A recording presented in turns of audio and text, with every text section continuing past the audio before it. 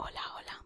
Bienvenido o bienvenida a Dark Cloud ASMR, un rinconcito donde podrás relajarte viendo gameplays o escuchando historias de misterio, de terror o de true crime. El vídeo de hoy es diferente porque trata la historia de 4 niñas que afirmaron haber visto apariciones marianas en San Sebastián de Garabandal, en Cantabria, aquí en España. Es algo que nunca he traído al canal, la verdad. Tema apariciones marianas o de ángeles y demás. Nunca he traído, pero me lo han recomendado en comentarios y evidentemente he tenido que investigar porque me ha llamado muchísimo la atención. Tiene un montón de datos. Hay hasta fotografías y filmaciones al respecto. En fin, no quiero adelantar nada más. Gracias a quien me recomendó este caso. He intentado incluir todos los datos que he podido sin que se haga demasiado largo. Y sin más, trae tu bebida o tu snack favorito. Relájate, baja las luces, porque voy a contarte un caso de aparición bastante documentado y bastante espectacular, con mensajes apocalípticos incluidos. Empezamos. Antes de empezar a narrar un poquito el caso, lo que ocurrió, creo que es importante poner un poco de contexto para saber el lugar en el que ocurrieron todos estos hechos, ¿de acuerdo? Y me estoy refiriendo a San Sebastián de Garabandal, que está situado es un pueblecito o una aldea situada en la comarca de Rionansa, en Cantabria. Y Garabandal era en los años previos a que ocurriera todo esto, porque todo ocurrió entre el 61 y el 65. Era pues una aldea muy remota, estaba muy aislada, la población apenas superaba los 70 habitantes aproximadamente. Además de que no estaba aislada simplemente porque sí, porque para empezar, número uno, el acceso a la aldea, al pueblo, era bastante complicado de hacer porque el único camino accesible que lo conectaba con Cosío, que es otra localidad en Cantabria, pues serpenteaba, ¿no? Típica carretera de montaña, de pueblo, durante unos 7 kilómetros, por eso, por la montaña, y era bastante impracticable para la mayoría de vehículos, así que se hacía el camino normalmente a pie o con carros tirados por caballos o por mulas, etcétera, etcétera. La economía local se basaba muchísimo en el cuidado del campo y en la ganadería, y estaba marcada por los trabajos de esto del campo y la cría de ganado, sobre todo vacuno. Además de, bueno, explotar, ya que estaban en montaña, cerca de bosques, etcétera, explotar los recursos forestales. Pero Garabandal no estaba solamente aislado porque era difícil llegar hasta él físicamente, sino que también era una comunidad bastante cerrada, una comunidad muy católica, de pues tradiciones muy antiguas y también muy unida. Era muy frecuente que se realizaran misas, incluso para la juventud, ¿no? Que se reunían para las misas, para cantar, para celebrar un montón de festivales, etcétera. Hay también una iglesia parroquial del siglo XVII junto a una capilla del Arcángel San Miguel, y esto como que le confería al pueblo un aire de tradición y recogimiento. En cuanto al plano histórico, lo cierto es que Garabandal había permanecido ajeno a los grandes acontecimientos nacionales, ¿no?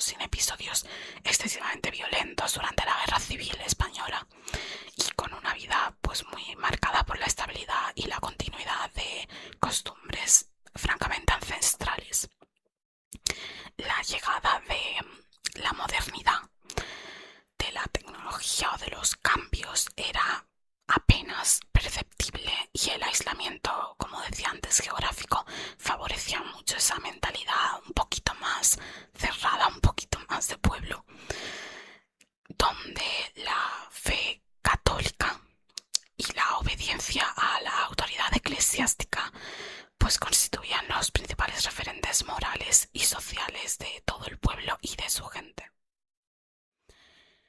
Las protagonistas de este fenómeno que ocurrió en Garabandal fueron 4 niñas del propio pueblo que no tenían ningún parentesco entre sí y que tenían entre 11 y 12 años al inicio de todo lo que ocurrió. Para empezar tenemos a María Concepción González o Conchita, nacida el 7 de febrero de 1949. Era la menor de 4 hermanos y huérfana de padre desde el 54. Tenía un carácter alegre pero también reflexivo y se convirtió en la vidente más conocida y en la principal depositaria de los mensajes y de las profecías. Más tarde contaré todo lo que ocurrió y lo que contaron. Tras los sucesos, emigró a Estados Unidos, donde formó una familia y ha mantenido un perfil bajo, un perfil discreto, aunque sigue siendo un referente para los devotos de Garabandal. En segundo lugar tenemos a Jacinta González, nacida el 27 de abril de 1949 también. Pertenecía a una familia muy numerosa y religiosa. Era descrita como la más alegre del grupo y junto con Conchita y Mariloli, que será de la siguiente de la que hablemos, tenía 12 años al inicio de las apariciones. En tercer lugar, como acabo de mencionar, tenemos a María Dolores Mazón González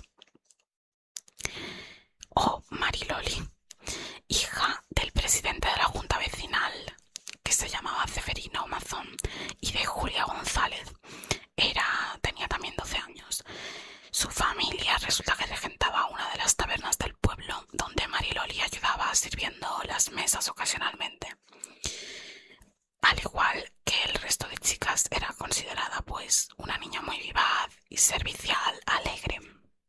Y por último tenemos a María Cruz González Barrido, o Maricruz, que era la más joven de todas, tenía 11 años y era hija única de un hombre llamado Escolástico González y una mujer llamada Pilar Barrido. Esta chica, Maricruz, tenía un carácter más serio y reservado, podríamos decir más introvertido. Sus padres fueron los más escépticos respecto a estas apariciones. Y evidentemente que todas se apellidaran González,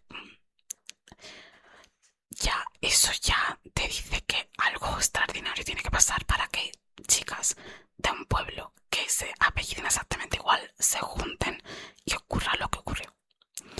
Las 4 niñas compartían la vida sencilla del pueblo, asistían a la escuela, ayudaban en las tareas del hogar y del campo y participaban en las actividades religiosas y festivas de la comunidad. Ninguna de ellas había mostrado previamente, de acuerdo, inclinaciones ni místicas ni ocultistas, ninguna había recibido una educación especial en materia religiosa más allá del habitual entorno rural cántabro de la época. Metiéndonos ya en materia, el fenómeno de Garabandal comenzó el 18 de junio de 1961. Aquella tarde, Conchita y Maricruz decidieron ir a coger manzanas de un huerto cercano, seguidas poco después de Jacinta y Mariloli. Mientras se comían las manzanas, escucharon lo que describieron como un ruido muy fuerte, como de un trueno, a pesar de que el cielo pues estaba despejado. De pronto, Conchita vio una figura que describe como muy guapa, muy bella, con muchos resplandores, que para nada le hacían daño en los ojos. Era una presencia no fantasmal y sino de paz. Las otras niñas, al ver la reacción de Conchita, pensaron que le estaba dando una especie de ataque, pero pronto entraron también en el mismo estado y exclamaron al unísono las tres: el ángel, ¿vale? Porque es lo primero que unas niñas en un pueblo religioso pues pensarían, que eso es un ángel. La aparición fue breve y silenciosa. Al recobrar la normalidad, las niñas corrieron a la iglesia y contaron todo lo sucedido. Y esto generó a los que estaban allí mucho asombro y también escepticismo entre los vecinos.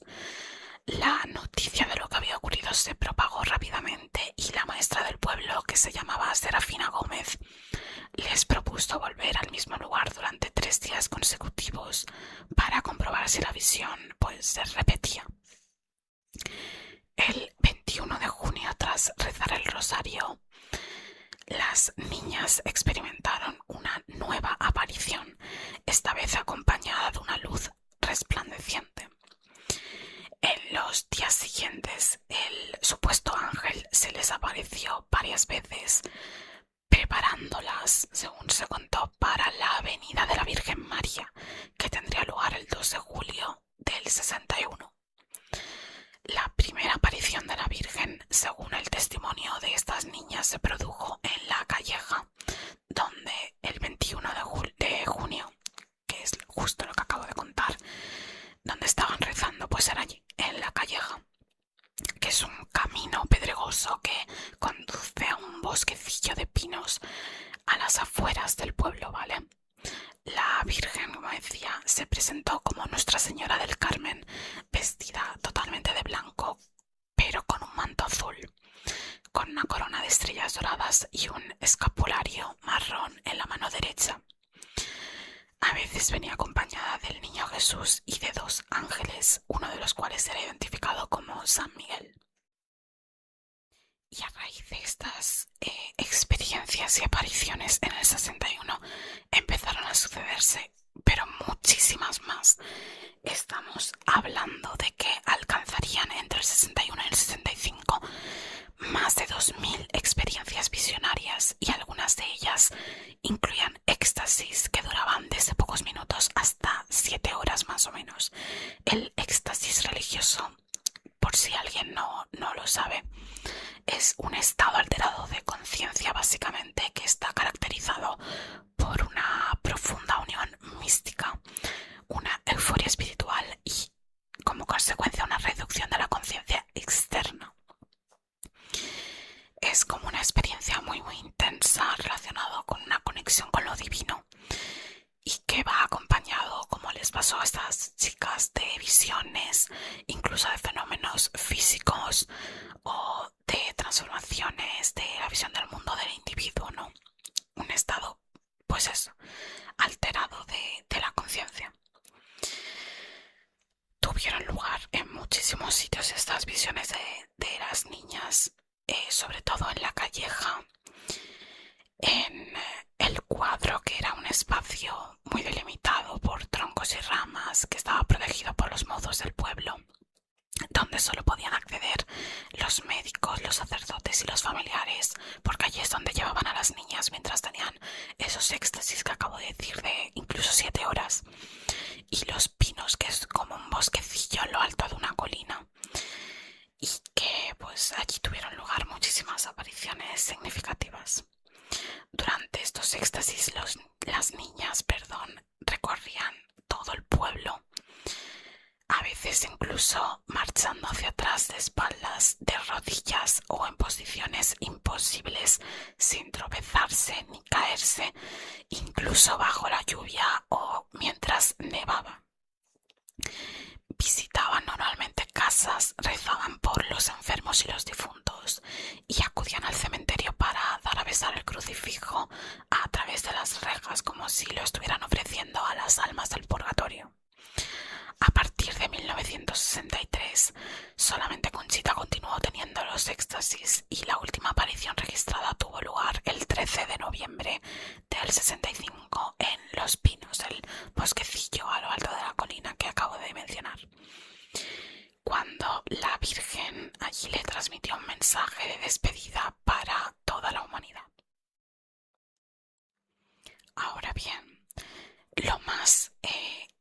interesante y, bueno, para mí inquietante son los mensajes, los avisos y las profecías que recibieron, el contenido de los mismos.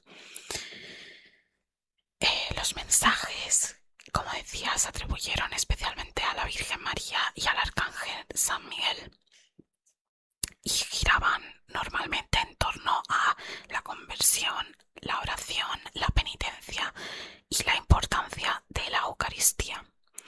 Oficialmente solamente se reconocen dos mensajes principales transmitidos en fechas muy concretas y con un contenido más bien profético. El primer mensaje se recibió el 18 de octubre del 61 y dice así: hay que hacer muchos sacrificios, mucha penitencia, visitar el Santísimo Sacramento, pero antes debemos ser muy buenos. Si no lo hacemos, nos vendrá un castigo. Ya se está llenando la copa y si no cambiamos, nos vendrá un castigo muy grande. Este mensaje fue proclamado públicamente por las 4 niñas ante una multitud de miles de personas bajo una intensa lluvia. La simplicidad y gravedad del mismo, junto con la decepción de quienes esperaban un milagro espectacular y por lo alto, marcaron un punto de inflexión en la percepción del fenómeno. A partir de entonces la gente era mucho más escéptica. Pero evidentemente había gente que peregrinaba hasta allí para escucharlas y, en fin, el pueblo que normalmente no llegaba ni a los 100 habitantes, pues empezó a llenarse de gente. El segundo mensaje oficial fue recibido el 18 de junio del 65, solamente por Conchita, porque si os acordáis es la única que siguió teniendo estas visiones y estos éxtasis. Y dice lo siguiente: como no se ha cumplido y no se ha dado mucho a conocer mi mensaje del 18 de octubre de 1961, os diré que este es el último. Antes la copa se estaba llenando, ahora está rebosando. Muchos cardenales, obispos y sacerdotes van por el camino de la perdición y con ellos llevan a muchas más almas. A la Eucaristía cada vez se le da menos importancia. Debéis evitar la ira del buen Dios sobre vosotros con vuestros esfuerzos. Si le pedís perdón con alma sincera, Él os perdonará. Yo, vuestra madre, por intercesión del ángel San Miguel, os quiero decir que os enmendéis. Ya estáis en los últimos avisos. Os quiero mucho y no quiero vuestra condenación. Pedidnos sinceramente y nosotros os lo daremos. Debéis sacrificaros más. Pensad en la pasión de Jesús. Este segundo mensaje, de un tono más apremiante y crítico hacia el clero, fue recibido en un contexto de creciente tensión eclesiástica y social y ha sido objeto de numerosas interpretaciones y controversias. Pero es que hubo más cosas que recibieron las niñas. Estamos hablando, que lo mencioné creo hace un rato al principio, sobre avisos, milagros y castigos. Junto a los mensajes oficiales, aunque hubo otros no oficiales, las niñas afirmaron haber recibido revelaciones sobre 3 grandes acontecimientos futuros. El primero, el aviso, un fenómeno universal previo al gran milagro que permitirá a cada persona ver el estado de su alma ante Dios. Se dice que será una experiencia interior, dolorosa pero purificadora, destinada a la conversión de la humanidad. El segundo, el gran milagro, posterior justo al aviso. Según decían las niñas, tendrá lugar en Garabandal un jueves, coincidiendo con la festividad de un mártir de la Eucaristía, y será visible para todos los presentes. Los enfermos sanarán, los incrédulos creerán y quedará una señal permanente en Los Pinos. Conchita conoce la fecha y deberá anunciarla con 8 días de antelación, en teoría. Y por último, el castigo, que está condicionado a la respuesta de la humanidad tras el milagro.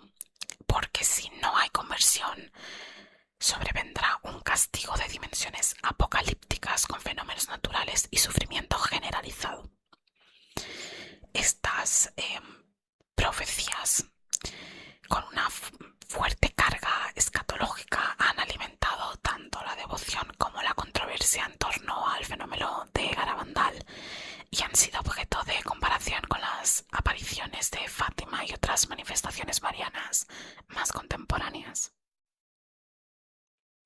Pero por si fuera poco ese mensaje apocalíptico, durante estos éxtasis las niñas también experimentaron y en teoría hubo testigos de otros fenómenos de tinte paranormal o milagroso, como por ejemplo levitaciones y las marchas extáticas que mencioné antes. Las niñas caminaban de espaldas, de rodillas o en posiciones totalmente inverosímiles e imposibles, a una gran velocidad y sin tropezarse con ninguna piedra ni nada, sin caerse, incluso en la oscuridad o sobre terreno más bien accidentado. Algunos testigos afirmaron también haberlas visto suspendidas en el aire o desplazarse sin tocar el suelo, como levitando o volando. También hubo cambios de peso, según dicen, porque durante estos éxtasis las niñas resultaban imposibles de mover para los adultos, como si pesaran cientos y cientos de kilos, aunque entre ellas podían levantarse con relativa facilidad.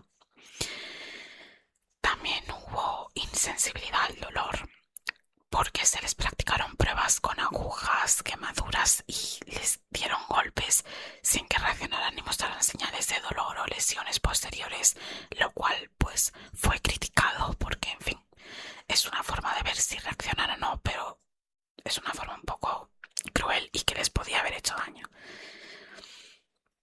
Pero bueno, ahí están los fenómenos.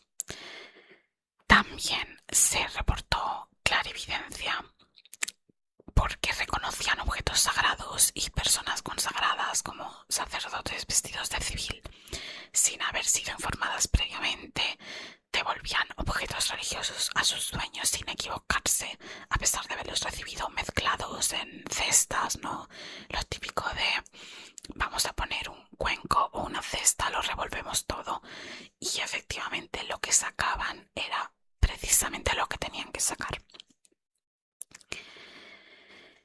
También hubo conversiones y curaciones porque se reportaron casos de curaciones físicas y espirituales, así como numerosas conversiones y reconciliaciones atribuidas a la intercesión de la Virgen María y a los objetos besados durante los éxtasis. Y también se menciona la hostia eucarística visible o milagruku. El 18 de julio de 1962, Conchita recibió la comunión de manos del ángel San Miguel y la hostia apareció visiblemente en su lengua durante alrededor de un minuto aproximadamente ante un montón de testigos y siendo incluso filmada por Alejandro Damians. Estos fenómenos fueron documentados tanto por médicos como por sacerdotes, por peregrinos e incluso por la Guardia Civil y han sido objeto de análisis científico, teológico y parapsicológico, sin que hasta la fecha exista una explicación unánime o realmente concluyente. Que, por cierto, dato de la edición, que no lo he especificado, pero Alejandro Damians era un fotógrafo que fue testigo, ¿no?, de estos éxtasis, de estos fenómenos y decidió pues tomar fotografías y filmar cosas que iban apareciendo y que le parecían parapsicológicas, ¿vale? Y obviamente el impacto social que tuvieron estas apariciones o estos fenómenos fue inmediato y masivo. Ya se entreveía cuando decía que había miles de personas presenciando el mensaje cuando lo dijeron, ¿no? Pero es así, miles de personas procedentes de toda España e incluso del extranjero acudían a Garabandal para presenciar estos fenómenos parapsicológicos, para buscar curación, porque se había corrido la voz de que las niñas sanaban, o simplemente pues por satisfacer su curiosidad. El brigada de la Guardia Civil, Juan Álvarez Seco, fue testigo directo y dejó constancia escrita de los sucesos, describiendo centenares de marchas extáticas, caídas sin ningún daño aparente y devoluciones exactas de objetos religiosos perdidos aposta o perdidos realmente. Se realizaron un montón de filmaciones y de fotografías de estos éxtasis, algunas de las cuales fueron analizadas por verdaderos expertos y conservadas en archivos eclesiásticos y también particulares. El lugar de dichas apariciones fue protegido por los mozos del pueblo, que formaron un cuadro, entre comillas, para evitar el acoso de la multitud constante y facilitar la observación de médicos y de sacerdotes. Entre los testigos destacan médicos como el doctor Celestino Ortiz, que observó fenómenos inexplicables desde el punto de vista médico y científico, y peregrinos como María Josefa y su esposo, que relataron experiencias de fuerza totalmente inexplicable, sincronización perfecta y luminosidad sobrenatural durante el milagro de la comunión visible. La repercusión mediática de los medios también fue considerable, con reportajes en prensa, en radio y en televisión, aunque algunas filmaciones, como las realizadas por Televisión Española y la RAI italiana, fueron censuradas o archivadas por orden de las autoridades eclesiásticas y civiles. Y claro, una de las primeras cosas que se plantearon y que hicieron es examinar psicológica o psiquiátricamente a las niñas. Durante el periodo de estas apariciones, las 4 chicas fueron examinadas por más de 40 médicos, que se dice pronto, psiquiatras y neurólogos, tanto de la Comisión Diocesana como instituciones externas. Los resultados de dichas investigaciones fueron dispares y en muchos casos contradictorios, porque, para empezar, algunos especialistas consideraron que los fenómenos eran fruto de la histeria colectiva, de una posible epilepsia, de sugestión también colectiva o incluso de una simulación consciente, que lo estuvieran fingiendo. Se intentó separar a Conchita del grupo para comprobar si influían las demás, pero los éxtasis continuaron en su ausencia. Y por otro lado, otros médicos descartaron la histeria y la simulación, señalando la pérdida de sensibilidad, la abolición de reflejos, la plasticidad muscular y la sincronización emocional como fenómenos inexplicables desde la perspectiva médica convencional, al menos. Se concluyó que la historicidad médica de los hechos de Garabandal, de la que hay abundantes testimonios gráficos, es incontrovertible, según el neuropsiquiatra Ricardo Punzerno. Las pruebas que les realizaron incluyeron hipnosis, estimulación dolorosa, análisis de reflejos y observación de la conducta durante estos éxtasis. No se detectaron ningunos signos visibles de enfermedad mental, neurosis ni psicosis en ninguna de las 4 niñas, que además mantenían más bien su personalidad estable y alegre y una rápida recuperación tras los trances que se les realizaban. Se descartaron también explicaciones basadas en catalepsia, narcolepsia, alucinaciones psicóticas y otros trastornos neurológicos, aunque algunos expertos sugirieron la posibilidad de fenómenos parapsicológicos como telepatía, clarividencia, psicoquinesis, etc., como hipótesis alternativas. Y es súper curioso porque precisamente la Iglesia Católica, la Diócesis de Santander, es la que con más escepticismo y prudencia actuaba, llegando a calificar todo esto de un simple juego de niños, o a decir que no había sobrenaturalidad en las apariciones. Y se fueron sucediendo los comunicados afirmando que, bueno, que no se podía demostrar que fueran apariciones ni del ángel San Miguel, ni mucho menos de la Virgen María.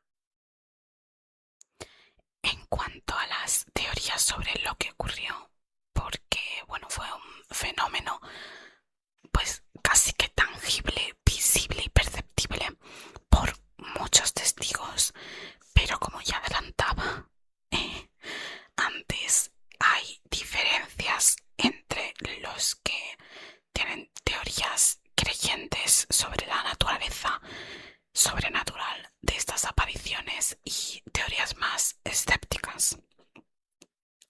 Los que creen que efectivamente fueron apariciones desde una perspectiva más creyente, pues consideran los fenómenos de Garabandal una manifestación extraordinaria de la Virgen María, destinada a llamar a la humanidad a la conversión, la oración y la penitencia en tiempos, pues que en ese momento era de crisis espiritual.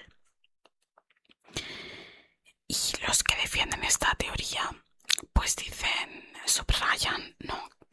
Por ejemplo, la coherencia doctrinal de estos mensajes en línea con la enseñanza de la Iglesia y las apariciones de Fátima, la humildad, la sencillez y la ausencia de intereses materiales de las niñas, de las videntes.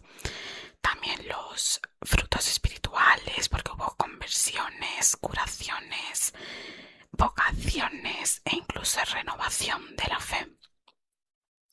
También señalan la imposibilidad de explicar los fenómenos de éxtasis o de extáticos, de éxtasis, las profecías, los milagros eucarísticos por otro tipo de causas, como por ejemplo naturales o psicológicas, o podríamos decir el apoyo de figuras que se consideran santas, como la Madre Teresa de Calcuta, que por lo visto visitó a Conchita cuando ya se mudó a Estados Unidos, o el Padre Pío, que era muy famoso aquí en España.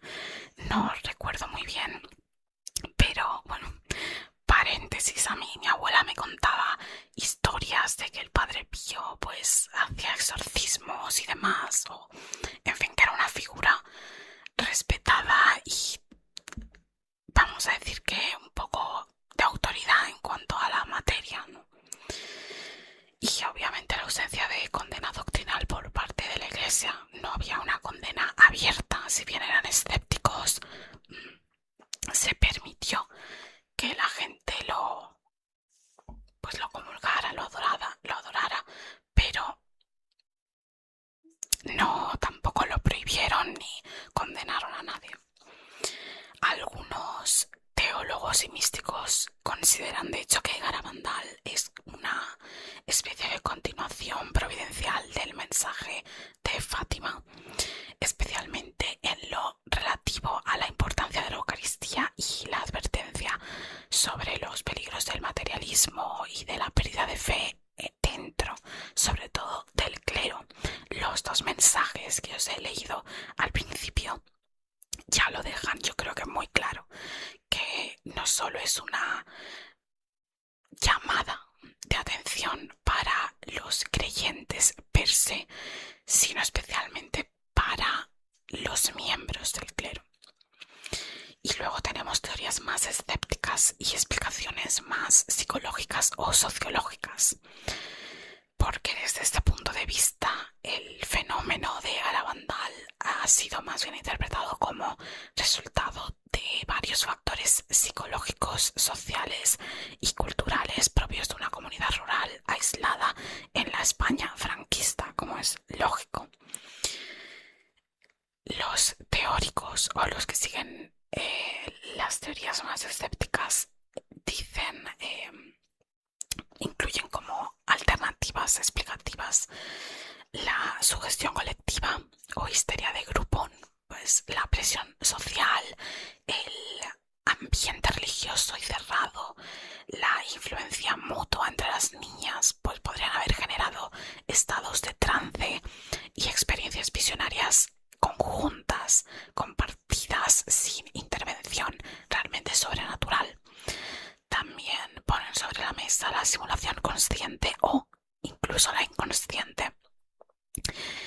que se ha sugerido que las niñas pudieran simular los éxtasis y los fenómenos para atraer la atención o satisfacer expectativas externas, aunque la duración y complejidad de estos hechos dificultan esta hipótesis, pero bueno, nunca se puede descartar que los párrocos o que los mismos familiares dijeran, oye, pues haced esto porque va a traer a turistas, va a traer dinero al pueblo, etcétera. Un día tengo que traer el caso porque hacemos mucho true crime, pero a mí también me gustan los casos paranormales y demás. Y algún día tengo que traer el caso de los fenómenos de Enfield, del poltergeist de Enfield. Hay una película muy famosa de los Warren que para mí que estuvo bastante bien, donde se sugería que precisamente la niña que estaba experimentando más fenómenos paranormales los estaba provocando ella misma, bien de forma inconsciente, bien de forma consciente, porque había presión por parte de su familia, que era pobre y necesitaba dinero, y pues la forzaban, entre comillas, a mira, finge que estás levitando, te sacamos una foto, o finge que estás escuchando voces por una voz más ronca, etcétera, como si estuvieras poseída. Es un caso muy interesante. Dejadme en los comentarios si os interesan casos también así de posesiones o paranormales, tal, porque me parecen muy interesantes. Pero bueno, que me lío como siempre. Otros factores psicológicos que podrían haber sido la explicación a todo esto fue el aislamiento, la pobreza y la falta de estímulos externos que podrían haber favorecido la aparición de fenómenos extraordinarios como vía de escape o afirmación de una identidad comunitaria. También tenemos explicaciones parapsicológicas, ya que algunos investigadores han propuesto la existencia de fenómenos como la telepatía, la clarividencia o la psicoquinesis como explicación por lo menos parcial, ¿vale? Sin descartar la posibilidad de un fraude o una autosugestión, que es lo que acabo de comentar en el caso de Enfield. Hubo también una crítica a la investigación eclesiástica porque se ha señalado la falta de rigor científico en las primeras comisiones, la presión ejercida sobre las niñas para que negaran las apariciones y la manipulación de testimonios y pruebas, porque lo primero que hizo la iglesia, siendo más escéptica, es decirles precisamente a las niñas, no digáis nada, que siga viniendo la gente, pero para lo que tienen que venir. Y pues, en fin, lo que he dicho es sorprendente, pero efectivamente la iglesia fue bastante prudente con este tema. En conclusión, ninguna de las teorías escépticas ha logrado explicar de manera exhaustiva el conjunto de fenómenos observados, aunque tampoco se ha podido demostrar de forma concluyente un origen sobrenatural. Y bueno, ¿qué fue de las 4 niñas después de que terminaran las apariciones y los fenómenos inexplicables? Pues en general se dice que tomaron caminos separados y que su vida volvió un poquito a la normalidad. Más concretamente, Conchita, ya lo adelantaba al principio de todo, emigró a Estados Unidos, donde se casó y formó una familia. Allí la ha visitado, como decía, la Madre Teresa de Calcuta en alguna ocasión, y ha mantenido en general un perfil bajo, dedicándose a su vida familiar y a su fe, aunque ha concedido alguna que otra entrevista y ha participado en encuentros con devotos de Garabandal, porque sí, Garabandal, después de todo esto, al igual que otras localidades donde se dice que ha habido apariciones marianas o de ángeles, pues se ha convertido en un lugar de peregrinación para un montón de nacionales españoles y de fuera de aquí de España también, que vienen pues eso, a visitar los lugares donde todo ocurrió muchísimos años después. Jacinta vive todavía en España, pero alejada del foco mediático, y ha declarado en ocasiones su convicción sobre la realidad de estas apariciones apariciones, aunque con matices de duda y reflexión personal. Mary Lawley residió, al igual que Conchita, en Estados Unidos hasta su fallecimiento en 2009. Mantuvo hasta el último momento la fe en estas apariciones y participó de hecho en algunos encuentros con devotos y estudiosos del fenómeno de Garabandal. Y por último, Maricruz ha sido la más reservada y escéptica de todas respecto a la autenticidad de las apariciones, llegando incluso a negar haber visto a la Virgen en algunas ocasiones, aunque reconociendo la aparición y las dudas vividas en su infancia. Las cuatro, no solo Maricruz, han pasado por periodos de dudas, de negaciones y de crisis personales, tal como la Virgen les habría anunciado durante las apariciones. De hecho, sus testimonios han evolucionado con el paso del